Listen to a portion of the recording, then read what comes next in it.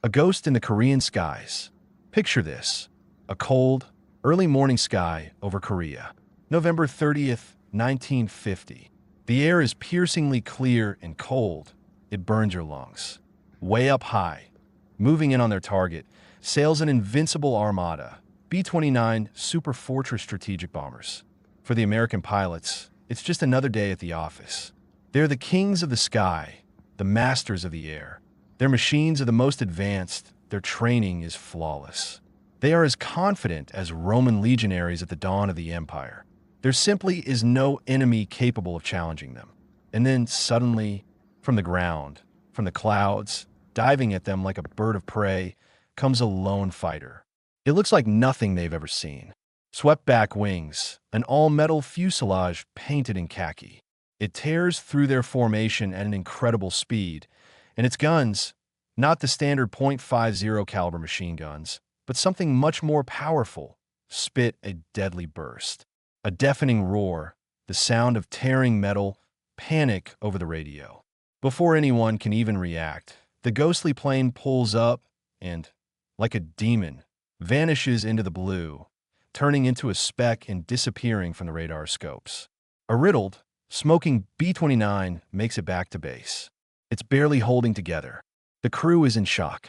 And in the command centers, a quiet panic begins. Who was that? What kind of plane was that? Where did the Northerners get that kind of technology? That day, November 30th, a myth was born in the skies over Korea.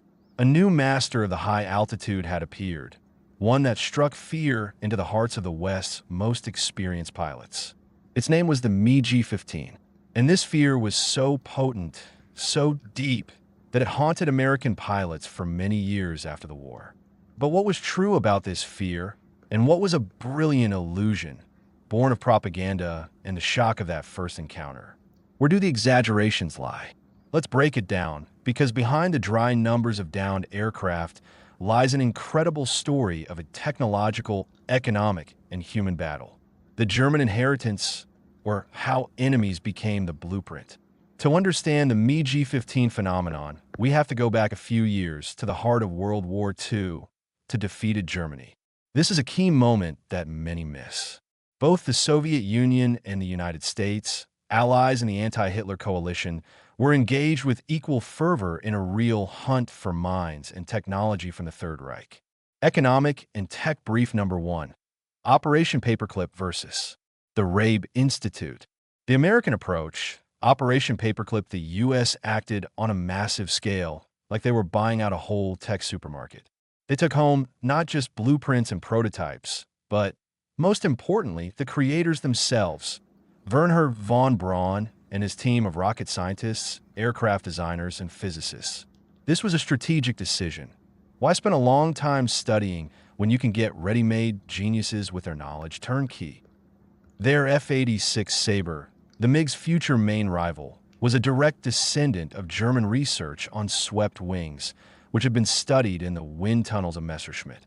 The Soviet approach. The USSR acted more methodically and in a more centralized way. Soviet engineering brigades, which included Artem Mikoyan and Mikhail Gurevich, the creators of the MiG, meticulously studied German factories, design bureaus, and research centers, like the Institute in Rabe, where the German aerodynamics genius Adolf Busemann worked. They didn't take many people, they took knowledge. They dismantled, measured, copied, and comprehended.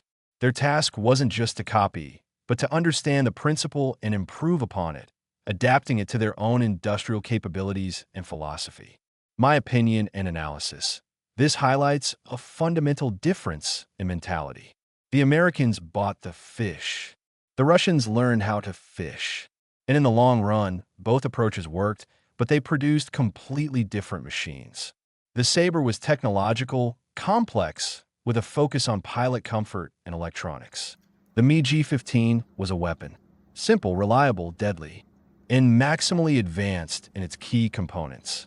It was created for mass production and for war under conditions where every second counts, not for convenience. And so, based on these captured German blueprints, in two superpowers already on the path to a Cold War, two masterpieces were born almost simultaneously. two irreconcilable rivals destined to clash in the skies over Korea. The first encounter, Black Thursday, and the birth of a legend. Let's return to Korea. After that first shocking encounter at the end of November, American command wrote it off as a fluke, a coincidence. But the real shock was yet to come. On April 9th, 1951, an event occurred that would later be called in USAF analytical reports one of the most severe days in its history.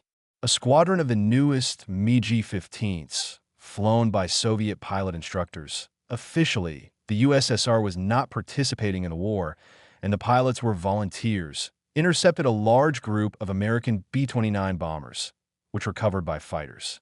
What happened next? American pilots would call a massacre. The formation of super fortresses was literally shot to pieces. According to various reports, between 6 and 10 bombers and several covering fighters were shot down that day. The losses were monstrous.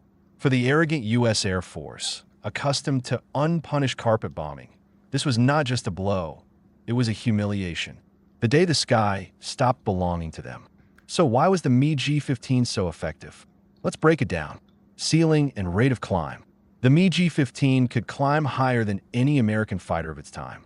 It could loiter above the bomber formations, choose its moment, and dive down on them from above like a falcon on a flock of pigeons. The energy from this dive gave it a colossal speed advantage. Armament, the hammer of the gods. This is, perhaps, its main ace. While the Americans were putting large-caliber machine guns on their fighters, Soviet engineers armed the MiG with real artillery. One 37mm and 37 cannon and two 23mm and S-23 cannons. What did this mean in practice? 2 or 3 hits from a 37mm shell were enough to literally tear a huge B-29 to pieces. While the Sabre's machine guns could stitch an enemy for a long time without causing fatal damage, a burst from the MiG's cannons was like a hammer blow. It was a shock for the Americans, whose planes suddenly turned out to be as fragile as glass. The emotional hook. Put yourself in the Sabre pilot's seat. You see your wingman, another Sabre, getting on the tail of a MiG. You're already ready to celebrate. But suddenly, that MiG pulls a sharp climb, evading the attack upward to where you can't follow. And a moment later, it's above you. A short, gut punch bursts from its cannons. Not the crack of machine guns, but a heavy, crushing blow. And your comrade, just a second ago, a fearsome fighter, turns into a fireball. What do you feel at that moment? Helplessness, fury, and above all, a bone-chilling fear. That fear became their constant companion. Sabre versus MiG, duel of the Titans. Of course, the Americans couldn't let this stand. Their newest design, the F-86 Sabre, was rushed to Korea, and the greatest duel in the history of jet aviation began. So, which one was better? The answer isn't simple, and this is where we come to those very exaggerations. Strengths of the Sabre, F-86, horizontal maneuverability and handling. The Sabre was more advanced in terms of avionics. It had hydraulic power-assisted controls, which made handling smoother, especially at high speeds. In turns, on the horizontal plane, it was more agile. Gunsight and ergonomics. The Sabre's radar-ranging gunsight was more technologically advanced, and the pilot's G-suit allowed them to handle maneuvers better, maintaining combat effectiveness longer. The cockpit was more comfortable. Pilot experience. Many American pilots were veterans of World War II, with several victories to their names. They were a cast of aces. Strengths of the MiG-15, our answer. Ceiling and rate of climb. I'll repeat, this is critical. The MiG gained altitude faster and had a service ceiling almost 5,000 feet higher. This gave it the strategic initiative to attack or break off from the fight at its own discretion. Armament. We already talked about it. Cannons versus machine guns. In a head-on attack, the MiG had no equal. Simplicity and mass production. The MiG was simpler to produce and repair. It could be stamped out by the thousands and pilots could be trained quickly. It was a weapon of war, not a dueling pistol. My opinion and analysis. Comparing them one-on-one is like comparing a racehorse, the Sabre, to a war horse, the MiG. One is built for an elegant, fast victory in ideal conditions. The other is built to survive and kill in a real fight. The statistics on victories and losses are a separate battlefield of propaganda. The Americans claim about 800 MiGs shot down for the loss of only 150 Sabres. Soviet data, of course, is different. But let's be objective. Both sides inflated the scores. Pilots often claimed probable kills. The chaos of battle, several people shooting at the same target. The actual ratio, according to many modern historians, was closer to 1.5 to 1 or 2 to 1 in favor of the Sabre. But why? And this is where we get to the most important part, the thing you don't read about in dry textbooks. It wasn't just about the plane, the human factor, the professionalism they feared. American Lieutenant General retired Charles Chick Cleveland, one of the top American aces of the Korean War, years later bitterly admitted, it was humiliating. Why? Because he had encountered not just a new machine. He had encountered a new tactic and pilots whose training and motivation were on a completely different level. Who was in the cockpits of the MiGs? These weren't just Korean recruits. Mostly, they were Soviet pilot veterans who had gone through the crucible of the Great Patriotic War, World War II. They didn't know the enemy's language. Their tactics were honed to automaticity. Their actions in battle resembled a well-oiled machine. They weren't fighting for money or glory. They were fighting for their homeland, which they had already saved once from a terrible enemy. And now they saw a new enemy, a new crusader coming to the east. Economic and psychological brief number 2. The motivation of victory versus the motivation of rotation. American pilots, they served on a rotation system. To earn the right to go home, you had to fly a certain number of combat missions, usually 100. This bred a certain caution, a calculative approach. Mission 101, and I'm home. Their war was a job. Soviet pilots, for them, this was a war. With a capital W. They were protecting an ally. They were defending their country's interests on a distant frontier. They weren't sent home after 100 missions. They fought until victory or death. This difference in motivation created different tactics. A Soviet pilot would ram an enemy, and it happened, would engage in a knowingly losing battle to let his comrades get away. It was a different level of desperation and self-sacrifice. It was this human factor, this iron will multiplied by a magnificent machine that created the mystical horror the Americans felt. They were afraid not so much of the N-37 cannon, but of the cold, calculating determination of the man behind its sight. Exaggerations and the hard truth. What was it really? So where exactly are the exaggerations? The MiG-15 wasn't a magic wand. It had its flaws, which the Sabre skillfully exploited.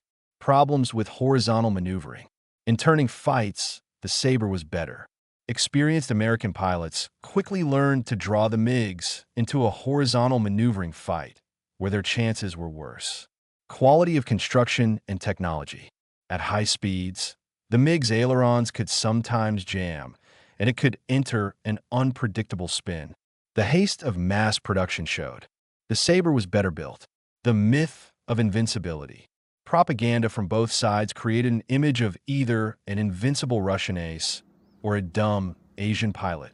The truth, as always, is in the middle. There were brilliant victories and crushing defeats. But the main truth, which outweighs all exaggerations, is this. The MiG-15 accomplished its main strategic task. It deprived the American Air Force of its main trump card, air superiority. It made daytime carpet bombing a prohibitively expensive pleasure. It forced the enemy to respect it and, in the end, tipped the scales in favor of the Northerners, forcing the states to come to the negotiating table. Victory in the Korean War wasn't ensured by technology alone. It was ensured by that very will to win mentioned in the original text. That very quality, when at the controls sits not just a pilot, but a man for whom defeat is worse than death. The MiG-15 became the steel embodiment of that will, a symbol that told an entire superpower, no further. History's lessons still relevant today. The story of the Sabre versus MiG rivalry isn't just some dusty, archival tale. It's a textbook on geopolitics, economics, and psychology. It's a story about how the smart use of technology that may not be the absolute best, but is well balanced and mass produced, when multiplied by human spirit, can change the course of history. Today, looking at new rounds of global confrontation, we see the same principles. The hunt for minds, technological sanctions, the battle for hearts and minds. The history of the MiG-15 teaches us, never underestimate the will of a people united by a great idea and their ability to create a weapon that becomes a legend. All right, everyone, that's the end of our saga about the Steel Falcon of the Korean War. I hope I managed not just to recite the facts, but to pull you into that era, to make you feel the freezing wind at high altitude and the roar of the cannons. This is a story not just about a plane, but about people. And now it's your turn. Be sure to write in the comments. What do you think was more important, the MiG's technical superiority or the iron will of the Soviet pilots? What do you agree with and what don't you? And of course, if you made it this far, drop a like on this story and subscribe to the channel. We got plenty more untold stories about war, technology, and great people coming up. Your support helps us dig deeper. Thanks for being with us.